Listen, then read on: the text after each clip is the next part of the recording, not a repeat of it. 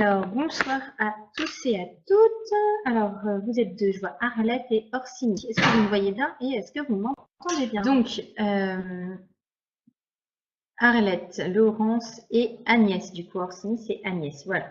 Bah, écoutez, bienvenue à vous trois sur ce chat Kitchen Gate comme tous les mardis à 18h30. Je suis ravie de vous retrouver. J'ai l'impression que vous êtes nouvelle. Alors, peut-être pas Laurence. Je crois que Laurence, je vous ai déjà vu. Arlette, je ne sais pas si vous êtes déjà venue sur le chat, ni Agnès. En tout cas, bienvenue. Donc, on est là jusqu'à 18h, jusqu'à 19h pour parler de nutrition, de diététique, répondre à vos questions. Si vous avez eu des petits soucis, des petites difficultés, des dysfonctionnements, etc., n'hésitez pas à m'en parler. Et puis, je répondrai du mieux que je peux à vos questions. Voilà. Alors, Arlette, depuis 2 mois et demi, j'ai perdu 7 kilos. Bon, bah ça, super. Donc, je regarde pour Agnès qui est nouvelle premier jour aujourd'hui. Donc, ça, c'est super. Donc, sur Kitchen Diet, on est sur un programme équilibré. On n'est pas sur un programme express. Donc, la perte de poids qu'on observe chez nos clients et clientes depuis plusieurs années, c'est plutôt une perte de poids de 500 grammes à 1 kg par semaine. Alors après, il y a toujours des personnes plus actives ou avec un IMC très important qui perdent plus rapidement, surtout au début. Mais la perte de poids moyenne, c'est 500 grammes à 1 kg par semaine. Voilà. Donc là, 7 kg en 2 mois et demi, bah, c'est bien dans la moyenne et c'est très très bien aligné, Arlette. Laurence, désolée du retard, je suis toujours à -4 malgré le week-end de 4 jours. Ok, bon, j'en conclus que vous êtes peut-être parti ou que vous avez fait un peu des excès pendant les 4 jours. Alors c'est vrai que quand vous avez des sorties à l'extérieur ou un séjour, un voyage, des vacances, des choses comme ça, ne vous dites pas il faut que je continue à perdre du poids, ça va être dur pendant les vacances, etc. Non, fixez-vous déjà de stabiliser votre poids, d'essayer de ne pas faire trop d'écart. Ce que je dis toujours, c'est de faire le 50-50 quand vous êtes en déplacement, en vacances, voilà, un week-end de 4 jours, d'avoir autant de repas diététiques, légers, enfin, comme vous apprenez à manger ici, notamment pendant la journée libre, que de plats, 50% de repas diététiques et 50% de repas un petit peu plus festifs, un petit peu plus riches. Comme ça vous permet d'équilibrer, de maintenir votre poids. Et puis, vous reprenez le programme minceur et la perte de poids ensuite. Laurence, j'attaque la 6e semaine jeudi. D'accord. Bon, 6e semaine, c'est normal que vous stagniez un petit peu aussi. Hein, si vous êtes toujours à moins 4 kilos, vous êtes toujours dans la moyenne, donc il n'y a pas de souci. Je suis sûre que là, faut être reparti bien strictement sur notre structure cette semaine et vous verrez que vous aurez peut-être perdu 1 kilo jeudi. Alors du coup, pour Agnès, je ne sais pas si vous m'avez dit que c'était votre premier jour, donc je pense que vous avez reçu votre colis. Est-ce que vous avez bien reçu ce livre-là, Réussir mon programme dans votre premier colis? Donc, je vous encourage vivement à le lire. Vous avez pas mal d'informations nutrition, des conseils, notamment sur la structure. Donc, pages 8 et 9, vous avez la structure pour les femmes et pour les hommes. Voilà. Ce qu'il faut retenir surtout, c'est que vous avez 2 laitages, 2 fruits frais, 2 carrés de chocolat à rajouter dans la journée. Alors nous, on a été obligé de figer un petit peu les choses vu que c'était sur un livre. Donc on vous a proposé une certaine répartition avec par exemple le laitage le matin et en collation. Et pareil le chocolat midi et soir. Si vous préférez prendre le laitage en dessert le soir plutôt qu'en collation, il n'y a aucun problème. Vous pouvez tout à fait décaler les aliments d'un repas à un autre. Et faire différemment d'ailleurs d'un jour à l'autre, il n'y a pas de problème. Par contre, il ne faut pas rajouter de choses en plus de ces 2 laitages de fruits et de carrés de chocolat. Voilà. Après, en cas de petits coups durs, de fringales, de faim, ça, vous pouvez toujours rajouter des légumes sans matière grasse, des légumes crus ou cuits sans matière grasse, entre les repas, pendant les repas. Si vous voulez augmenter le volume de vos repas en rajoutant par exemple des épinards, des haricots verts, une assiette de crudités avec juste un filet de jus de citron, du vinaigre balsamique par exemple, il n'y a aucun problème. C'est la saison des apéros entre amis. Oui, alors pour les apéros entre amis, on se limite à un seul verre d'alcool. Si on ne prend pas d'alcool, on se dirige plutôt sur les soda light ou sur l'eau pétillante. ou alors de l'eau aromatisée avec un jus de citron, des choses comme ça. On évite à tout prix les sodas qui ne sont pas allégés, qui ne sont pas light, et on évite à tout prix les jus de fruits. On se dit oui, bah, je vais prendre un truc sain, je vais prendre un jus d'orange avec de la pulpe, etc. Bah oui, mais sauf que ça, c'est du sucre. Et un verre de jus de fruits, ça apporte au moins autant de sucre qu'un verre de soda, hein, il faut bien le savoir. Donc, pour les apéros entre amis, soda light, un seul verre d'alcool si vous en avez vraiment envie, ou de l'eau pétillante aromatisée. Vous pouvez mettre des feuilles de menthe, vous pouvez mettre du pulco, vous pouvez mettre des fruits, par exemple des fraises un peu écrasées, il n'y a pas de souci. Mais évitez les sodas, trop d'alcool et les jus de fruits. Et après, pour ce que vous mangez aux apéros entre amis, et ben, le mieux, c'est d'apporter votre contribution et d'apporter des choses. Vous avez des recettes dans le livre. Là. Vous avez aussi des recettes dans notre blog KitchenDiet, parce que j'ai fait déjà des articles sur les apéros, justement. Alors, évidemment, il y a toujours le fameux plateau de crudités avec bâtonnets de carottes, fleurettes de chou-fleur, radis, tomates cerises, céleri branche, etc. Avec des sauces à base de fromage blanc nature. Vous savez, vous pouvez faire des sauces super sympas avec fromage blanc moutarde, fromage blanc et jus de betterave pour une sauce rose, fromage blanc avec sel, poivre, ciboulette. Vous pouvez mettre aussi fromage blanc et curry, fromage blanc et paprika. Enfin, il y a pas mal de mélanges possibles pour donner du peps un peu à vos crudités. Ensuite, si vous voulez faire d'autres choses, ce qui est pas mal en apéro, ça va être tout ce qui est gazpacho, vous savez, les soupes froides de concombre, de tomates, etc. Ce qu'il va falloir éviter à tout prix, c'est la charcuterie. Alors, si vous voulez faire une assiette de charcuterie, pensez à la bressaola et à la viande des grisons, qui sont des charcuteries en fait de bœuf séché, donc qui sont beaucoup moins gras que le saucisson, etc. Donc si vous voulez taper un petit peu dans la charcuterie, viande des grisons et bressaola. Vous pouvez aussi avoir du jambon de dinde roulé, vous pouvez avoir du jambon de Paris roulé.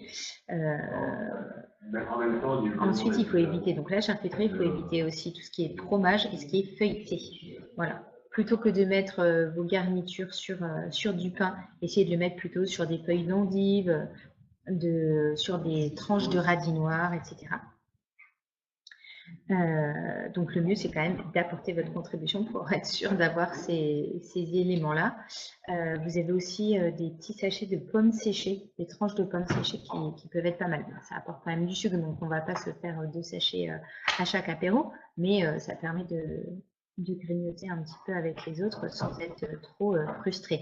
Et par contre, si c'est un apéro entre amis, ça peut être aussi l'occasion de faire ça sur votre journée libre et du coup de ne pas prendre de repas en plus le soir. Ça peut faire office de repas. Alors Laurence, j'ai changé beaucoup de plats pour varier et me rebooster. Eh bien, super. Effectivement, je vous rappelle qu'on est à plus de 40 plats différents sur notre gamme. Vous avez des livraisons tous les 15 jours, ce sont des plats frais, donc il faut vraiment en profiter pour découvrir l'ensemble de notre gamme, changer s'il y a des plats qui ne vous ont pas trop plu, découvrir des nouveautés. Nous, on essaye en plus de rajouter des plats assez régulièrement, 1 à 2 fois par trimestre, donc vraiment jouer avec ça. En plus, c'est très très simple de modifier vos plats. Vous allez soit sur votre espace personnel en ligne, vous cliquez sur mes livraisons, la commande à venir et puis vous modifiez. Vous pouvez modifier aussi bien le contenu que l'adresse et la date de livraison. Donc ça, c'est assez facile. Si vous n'êtes pas très à l'aise avec l'ordinateur et que vous n'avez pas envie de passer par votre espace personnel en ligne, n'hésitez pas à nous appeler et on fait la modification avec vous. Voilà. Donc, je suis bien contente si ça vous a boosté, si vous êtes moins frustré, moins las surtout du programme, Laurence. Alors, super pour le yaourt le soir. Je n'ai pas du tout eu de sensation de faim aujourd'hui. Alors, parfait. Alors, de la même façon, ne vous forcez pas. Hein. Il y a des personnes qui ne sont pas habituées à prendre de collation dans l'après-midi. Nous, on vous a donné une collation. Si vous en ressentez le besoin, vous savez qu'elle est là. Si vous n'avez pas faim, ne vous forcez pas à la prendre. De toute façon, d'une manière générale, il ne faut pas se forcer à manger si on n'a pas faim. Alors, peut-on prendre un soda light par jour? Alors, effectivement, j'en ai parlé par rapport aux apéros, mais vous pouvez aussi en consommer dans la journée. Alors, moi, ce que je dis toujours, c'est qu'il ne faut pas que le soda light remplace l'eau. l'eau, c'est vraiment la boisson indispensable au bon fonctionnement de notre organisme et elle ne doit pas être remplacée par d'autres choses. Après, si ça vous fait plaisir, si vous êtes habitué au soda light, en plus, ça peut permettre d'avoir un petit goût sucré au moment de la collation. N'hésitez pas. Vous pouvez consommer, on va dire, 1 à 2 canettes maximum de soda light par jour. Maxi 1, ça serait pas mal. Alors, peut-on prendre une orange pressée le matin? Alors, tout à fait. En fait, vous avez donc 2 portions de fruits dans la journée.